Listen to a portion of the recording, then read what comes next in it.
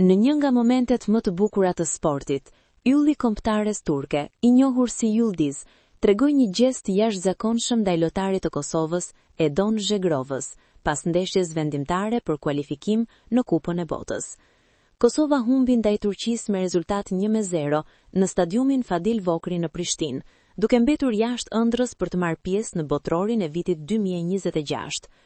Humbja ishte një goditje e rëndë për dardanët, të cilët kishin dhënë gjithçka në fushë.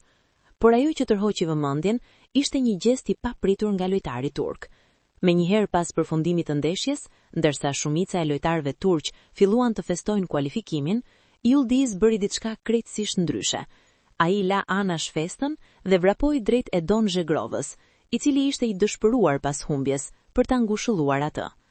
Yıldız e përqafoi Zhegrovën dhe i tha disa fjalë të mira, duke treguar se në fushë nuk ka vetëm rival, por edhe respekt dhe miqësi. Ky gjest i tij u përjetësua nga kamerat dhe u bë menjëherë viral në rrjetet sociale, duke u përshëndetur nga të gjithë shqiptarët dhe jo vetëm. Reagimi i Yıldız tregon se futbolli është më shumë se një lojë. Është një mundësi për të treguar humanizëm, respekt dhe solidaritet, edhe në momentet më të vështira. Zhegrova, i cili kishte dhënë kontribut të madh gjatë gjithë kualifikimeve, u prek thellë nga ky gjest.